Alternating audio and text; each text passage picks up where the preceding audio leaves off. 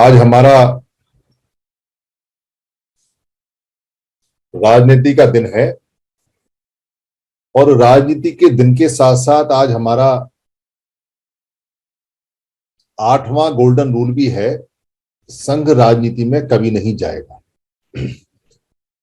उससे पहले जो हमारे गोल्डन रूल हैं, वो सबसे पहला गोल्डन रूल है हमारा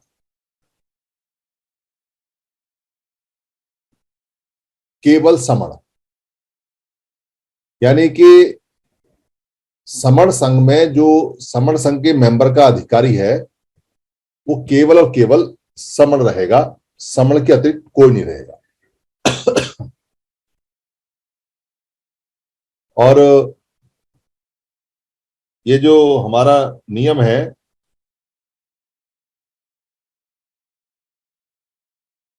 दूसरा वाला चंदा कभी नहीं, यानी कि समण संघ ना पहले कभी चंदा लिया है, ना अभी चंदा ले रहा है पब्लिक से, और ना कभी चंदा आगे लेगा।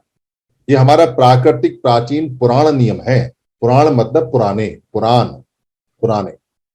तीसरा हमारा गोल्डन नियम है समण संघ का जाति अभ्यास कभी नहीं, क्योंकि जाति बहुत नई उपज है और समणों की कोई जाति होती नहीं।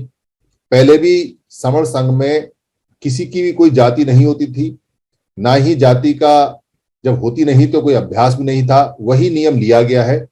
इसलिए ये जो 400-500 साल से जाति का अभ्यास हम लोग कर रहे हैं, ये जाति का अभ्यास जिसको करना है करे, मगर समण संघ में ये अवैध है, निषेध है और इसका बहुत बुरी तरह से विरोध भी होता है अगर कोई इसको करता है तो, या करने की कोशिश करता है।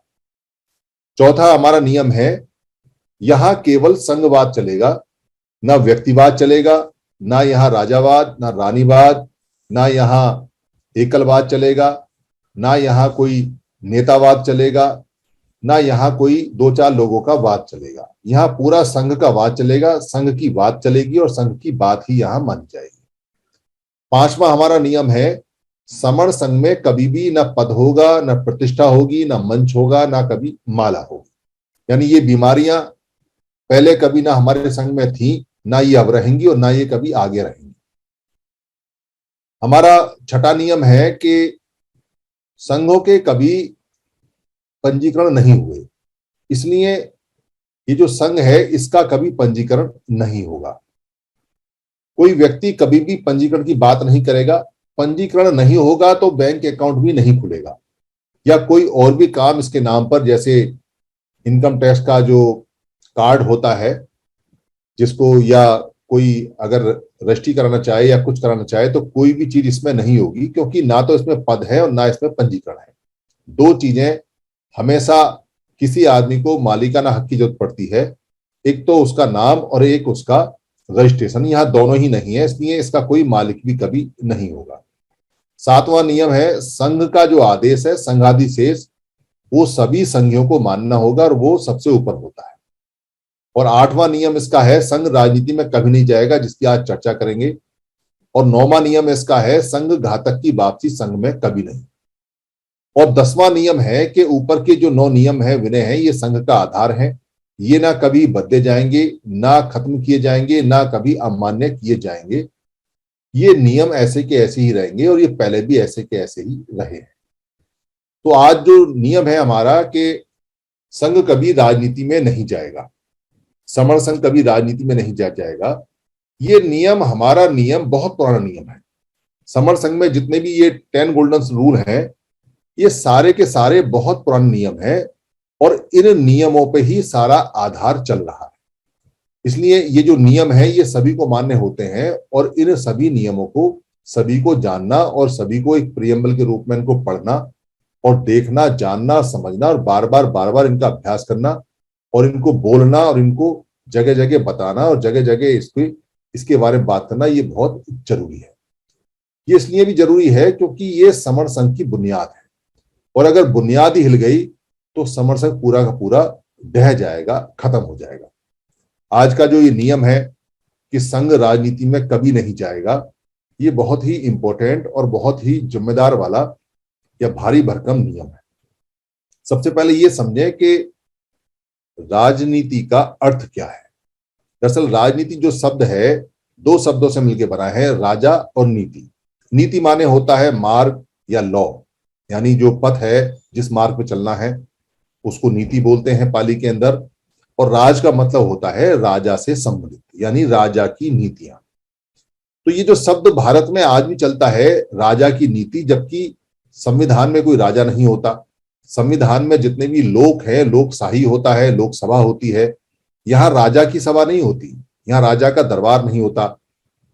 पर शब्दों की ऐसी वाट लगाई हुई है कि सारे के सारे लोग राजा की नीति, राजा की नीति और राजा की नीति और राजनीति ही रटते हैं इसको।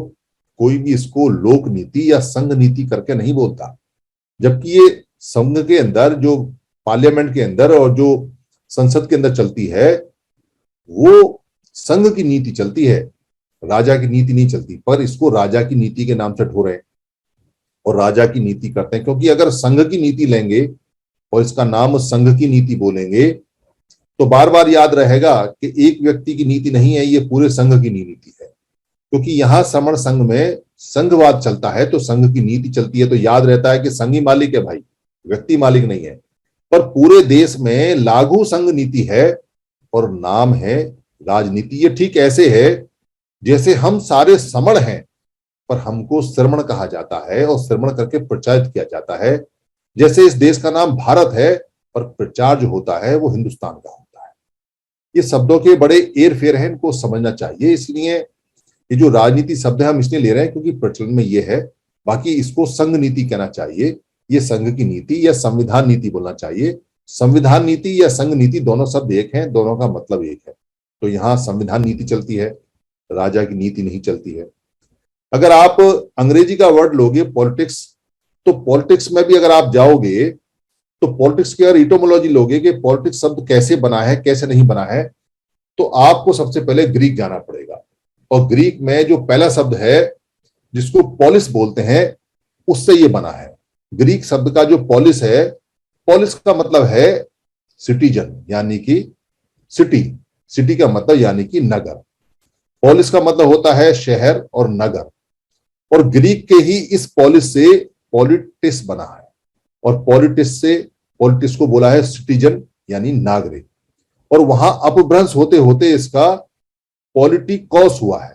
पॉलिटिकोस का भी मतलब नागरिक है। और फिर ये फ्रेंच में चला गया, ओल्ड फ्रेंच में जाके ये पॉलिटिक हो गया, जिसमें क्यू ई बाद में लगा होता है, क्यू यू ई। और फिर वहां से ये पॉलिटिकल बना। और जब ये इंग्लिश में आया, क्योंकि ये सारे जितने भी ग्रीक है या फ्रेंच है या इंग्लिश है, ये सब चिपके हुए हैं आपस में और इनके शब्द आपस में घूमते रहते हैं, इसलिए इस यूरोप में इंग्लिश में जब आकर रुका तो इसको पॉलिटिक बोला। और पॉलिटिक का मतलब ही नागरिक है, यानी जो हम पॉलिटिक करते हैं या पॉलिटिक्स करते हैं, इसका मतलब नागरिक है। इसका मतलब कहीं भी कोई राजनीति या कोई सियासत नहीं है, क्योंकि उर्दू में इसको सियासत बोलते हैं। सियासत का मतलब होता है व्यवस्था चलाने वाला, और अहले सियासत होता है खुद की व्यवस्था चलाने वाला, यानी कि संविधान के अनुरूप संघ की व्यवस्था को अहले सियासत बोलते हैं। तो ये सारे के सारे जो शब्द हैं, ये सारे के सारे शब्द भ्रमित करने वाले हैं। तो बुद्ध के साहित्य में या पाली भाषा में या पहले जो राजा होते थे वो क्या करते थे, क्योंकि राजनीति सब तो है नहीं, और वो जो काम करते थे लोगों से लड़ते थे या आपस में लड़ते थे, क्योंकि राजा तो थे, जैसे पसंदी राजा थे तो पसंदी राजा अपना कोई सिस्टम चलाते थे और वो सभा भी करते थे। उस सभा को राज दरबार नहीं बोलते थे, उस सभा को जहां होती थी उसको बोलते थे कूटागार। एक शब्द है जिसको बोलते हैं कूट। कूट माने होता है फॉल्स, यानी झूठा और मिथ्या। झूठा और मिथ्या, और ये जो शब्द बना हुआ है ये छल युक्त से बना हुआ है, यानी जो छल युक्त होता है वो झूठा और मिथ्या। और छल युक्त जो शब्द है ये बना हुआ है छलंग से। छलंग का मतलब होता है 6 अंग जहां इस्तेमाल होते हैं, और इन 6 अंगों को बोला जाता है जिससे साम दाम दंड भेद छल कपट, यानी 6 अंगों का इस्तेमाल करके जो छलन करके जो काम मिथ्या में हम करते हैं वो कूटागार में होता है, उसको कूटनीति बोलते हैं। यानी कि इस नीति का नाम बुद्ध के पाली से पहले और पाली के समय साफ साफ है कि भाई ये जो नीति है ये झूठ पर आधारित है, ये मिथ्या पे आधारित है और ये छल युक्त है। इसके अंदर 6 के 6 साम दाम दंड भेद छल कपट इस्तेमाल होंगे, क्योंकि ये जो नीति है ये राजा की नीति है। तो राजनीति में हमेशा छल कपट साम दाम दंड भेद छह के छह अंग छलंग करके छल युक्त होती है, मिथ्या होती है, कूटनीति होती है, कूटागार होती है।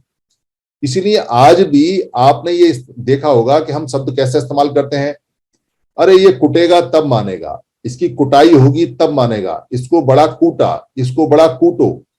और जो हम धान वान निकालते हैं या जो दाल वाल दलते हैं उनको भी कहते हैं इनको कूट ले भाई, यानी कि इनकी ठुकाई कर ले, पिटाई कर ले, तब जाके ये डंडे से मानेंगे। तो क्योंकि साम दाम दंड भी उसमें आता है, दंडा भी आता है, इसलिए जो दंड इस्तेमाल होता है उसको भी कूटनीति बोला जाता है। तो ये कूटागार शब्द, कूटनीति, ये पुराने शब्द हैं, ये असली शब्द हैं जो राजनीति की जगह इसको इस्तेमाल होना चाहिए, पर राजनीति की जगह ये इस्तेमाल नहीं होते। आज भी राजा की नीति, राजा की नीति, राजा की नीति चलती है।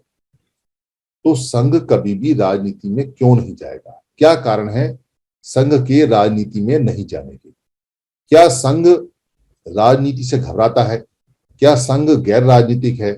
क्या संघ के लिए राजनीति अछूत है?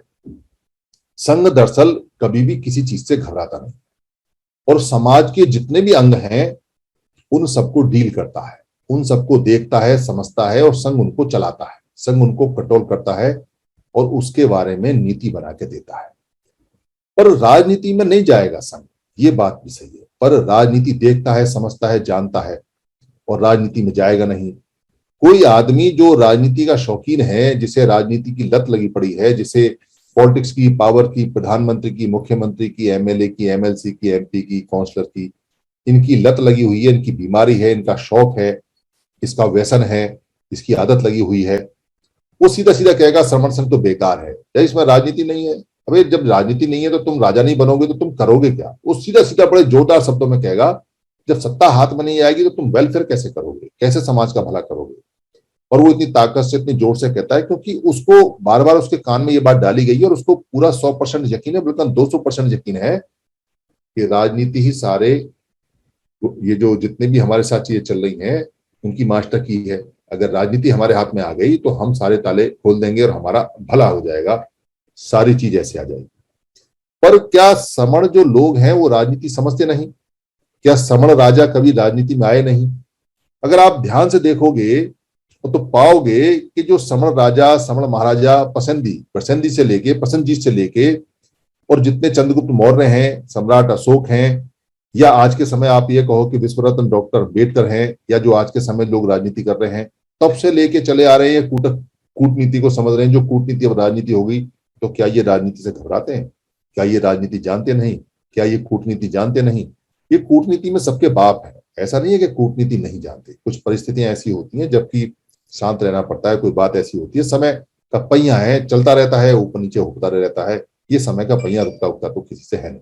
जो चीज ऊपर है वो नीचे आती है, जो नीचे है वो फिर ऊपर आ जाती है। इसको समय चक्र बोलते हैं, काल चक्र बोलते हैं। तो यहां जितने भी समण हैं वो सारे के सारे इस कूटनीति में, इस राजनीति में बहुत पहले से एक्सपर्ट हैं, और उन्होंने बड़े कूटागार बनाए हैं और बड़ी कूटनीति बनाई है, और बहुत सारी चीजें उन्होंने इजाद की हैं और पैदा की हैं, और वो एक एक चीज जानते हैं, और उनके नियम है। उनके कूटनीति के नियमों को भी लोग अपने नाम से भारत में प्रचलित करते हैं, जो कूटनीतियां उन्होंने बनाई हैं। और ये जो आप जो सुनते हो चाणक्य वाणक्य के जो सेंटेंस सुनते हो, चाणक्य कहीं कहीं दूर दूर तक भी नहीं है, किसी इतिहास में चाणक्य नहीं है, पर वो जो कूटनीतियां हैं वो भारत के हमारे लोगों की कूटनीतियां हैं, जो बताती हैं कि हमको कैसा करना चाहिए और परिस्थिति कैसी, क्योंकि ये आपस में लड़ते थे, आपस में झगड़ते थे, तो ये लगड़ते झगड़ते थे तो इनके कूटागार और कूटनीति होते थे। तो वहां ये सारी चीजें समझ, जिसको आज राजनीति बोलते हैं, वो सारी की सारी चलते हैं। दरअसल कूटनीति और राजनीति लोगों की व्यवस्था चलाने के तरीके हैं कि कैसे अपने लोगों का, क्योंकि छोटे छोटे राजाओं के ग्रुप बने हुए हैं, वो लड़ते हैं, तो अपने लोगों को कैसे ज्यादा फायदा हो और कैसे वो दूसरे राज्य पर अधिकार करें और दूसरे राज्यों को बढ़ाए। ये राजा की फितरत होती है, ये उसका गुण होता है कि उसे अपना राज बचाना होता है और दूसरे का राज पे अधिकार करना होता है। पर हम राजनीति में, यानी समण संघ राजनीति में क्यों नहीं जाएगा? इसके बहुत सिंपल से और छोटे छोटे कारण हैं। अगर आप ध्यान दोगे और ये देखोगे कि जो कूट अभ्यास करते हैं, यानी जो मिथ्या अभ्यास करते हैं, जो झूठा अभ्यास करते हैं, वो अल्पायु होते हैं, उनकी आयु बड़ी कम होती है। इसलिए जितने भी राजे महाराजे हुए हैं, जो शुरू से लेके आखिर तक आए हैं, वो राजे महाराजे आते रहते हैं, मरते रहते हैं, आते रहते हैं, मरते रहते हैं, आते रहते हैं, मरते रहते हैं। उनकी जो सल्तनतें होती हैं, उनकी जो राज्य होते हैं, उनकी जो स्टेट होती है, उनकी जो टेरिटरी होती है, जिसके वो राज्य के मालिक होते हैं, वो छिन्न भिन्न होते रहते हैं। कभी किसी का राज छिन जाता है, कभी किसी का आता है, कभी किसी का जाता है, कभी किसी का टूट जाता है, कभी किसी के झगड़े होते थे। ये चीजें चलती रहती हैं। आपने इतिहास में देखा होगा कि भाई ने भाई को मार डाला और बहुत सारे भाइयों ने भाइयों को मार मार डाला, इस कूटनीति के कारण, इस सत्ता के कारण, इस राजनीति के कारण। वो एक दूसरे, और ये मर्डर करना आम बात है, क्योंकि सत्ता चाहिए तो मर्डर करना उसमें, क्योंकि साम दाम दंड भेद छल कपट छल युक्त है, कूटनीति है, तो वो उसमें जायज है और वो उसके अंदर लीगलाइज होता है। यानी कि एक दूसरे को मारना लीगलाइज है एक तरह से, पूरी पूरी तरह से, क्योंकि कूटनीति कहती है कि छल कपट से आप कुछ भी कर सकते हो, आपको सत्ता और राजनीति चाहिए या कूटनीति से वो अधिकार चाहिए। तो आज के समय अगर आप देखोगे मॉडर्न हिस्ट्री में, तो जो जस्टिस पार्टी हमारी पहले थी, जो इंडिपेंडेंट लेबर पार्टी थी, और जो आरपीआई थी, और जो आज के समय बीएसपी है या एसपी है, इन सबकी एक एज फिक्स है। ये सारी की सारी और भी जो राजनीतिक पार्टी पूरी दुनिया में, उनकी भी एज फिक्स है। ये सारे के सारे पैदा होती हैं, जवान होती हैं, फिर कुछ समय चलती हैं, फिर बूढ़ी हो जाती है, मर जाती हैं, फिर कोई दूसरी पार्टी आ जाती है, फिर कोई तीसरी आ जाती है। पहले सल्तनत ग्रुप चलते थे राजाओं के, अब ये पार्टियां चलती हैं और ये आती जाती रहती हैं। इनकी एज फिक्स नहीं है। एक भी राजनीतिक पार्टी पूरी दुनिया में ऐसी नहीं है जो शुरू से लेकर आखिर तक चल रही, कहीं नहीं आपको मिलेगी। उसमें बदलाव होते रहते हैं, उसमें टूट फूट होती रहती है। कोई ए बना लेता है, कोई बी बना लेता है, कोई सी बना लेता है। एक नाम की चार चार होती हैं, उसमें ABC लगा लेते हैं या बदल लेते हैं। लाखों तरह के ग्रुप इसमें बनते रहते हैं, क्योंकि इनकी आयु बड़ी कम है और ये छल कपट पे सामना। पर समण संघ कूटनीति से नहीं चलता। समण संघ की नीति कूटनीति से भी बहुत ऊपर है, और समण संघों की जो नीति है वो कूटनीति से इतनी ऊपर है कि कूटनीति उसके सामने एक छोटा सा बच्चा है, एक पैर के नाखून के बराबर है, एक नाखून का हिस्सा है कूटनीति उसका। क्योंकि समण संघ की जो नीति है, जिसको संघ नीति बोलते हैं, वो सबसे सुप्रीम और सबसे पावरफुल होती है। क्योंकि उस समण संघ के जो लोग समण हैं वही तो जाते हैं कूटनीति में, और वही जाके कूटनीति, तो एक छोटा सा हिस्सा जाता है समणों का जो कूटनीति करता है और कूटागार में रहता है और बातचीत करता है और देखता है। इसलिए संघ किसी को कूटनीति से जाने के लिए या राजनीति में जाने के लिए ना पहले कभी रोका है और ना अब रोक सकता है। इसलिए ओपन पॉलिसी है, जिसको जाना है कूटनीति में, जिसको जाना है राजनीति में, जिसको जाना है पॉलिटिक्स में, जिसको पार्टी ले, खूब अच्छी तरह से ले, इज्जत के साथ ले, छुप के ना ले, खूब धड़ल्ले से जाए, संघ को बता के जाए मैं जा रहा हूं, संघ से क्या मिल सकता है, संघ से निवेदन करे, संघ उसे क्या दे सकता है, संघ उसे बताए, क्योंकि वो संघी है, समण संघी है। इसलिए राजनीति से या कूटनीति से समण संघ अछूत नहीं है, अनटचेबल नहीं है, बल्कि हर समय टच में रहता है, हर समय जान। जितने भी संघ हैं वो राजाओं से या जो पावर्स होती हैं उनसे हर समय टच रहता है, क्योंकि करना तो लोगों का वेलफेयर है, और संघ वेलफेयर सीधा ना करके करवाता है। यानी सीधा वेलफेयर में नहीं उतरेगा, सीधा पावर अपने हाथ में नहीं लेता, पर पावरफुल लोगों के साथ में रहता है और उनको डायरेक्ट करता रहता है। सारे संघों की यही नीति है कि वो हर समय गाइड करते रहते हैं, बताते रहते हैं, तुमने ये नहीं किया, तुमने ये नहीं किया, तुम कैसे समण हो, तुमने ये काम करना था, तुमने वो, अरे तुम ये काम समणों की जगह बमणों को करने लगे, ये क्या है, तो उसको निकाल के बाहर फेंक देते हैं या उसकी डायरेक्शन दे देते हैं कि ये काम, ये आदमी अब हमारे काम का है नहीं। इसलिए संघ हमेशा से अजर और अमर होते हैं। पर ये जो छोटे छोटे जो जो कूटनीति वाले लोग हैं, इनकी डेथ जल्दी हो जाती है, ये जल्दी मर जाते हैं, ये बहुत जल्दी मारे जाते हैं। क्यों मारे जाते हैं? क्योंकि इनके अंदर व्यक्तिवाद होता है, इनके अंदर परिवारवाद होता है, इनके अंदर क्षेत्रवाद होता है, इनके अंदर भाषावाद होता है, इनके अंदर पैसावाद होता है, इनके अंदर पदवाद होता है, इनके अंदर मंचवाद होता है, इनके अंदर मालावाद होता है, इनके अंदर इज्जतवाद होता है, इनके अंदर बेइज्जतीवाद होता है, इनके अंदर प्रशंसावाद होता है, इनके अंदर निंदावाद होता है, इनके अंदर लाभवाद होता है, इनके लिए हानिवाद होता है, इनके लिए यशवाद होता है, इनके लिए अपयशवाद होता है।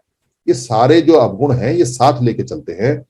यानी आप ये कह सकते हैं कि राग, द्वेष और मोह मूर्ता से लवरेज रहते हैं, भरे रहते हैं ये, इसलिए इनकी मौत जल्दी हो जाती है और ये मरते रहते हैं, आते रहते हैं, मरते रहते हैं, आते रहते हैं। पर संघ नहीं मरता, क्योंकि संघ में ये बीमारी है ही नहीं।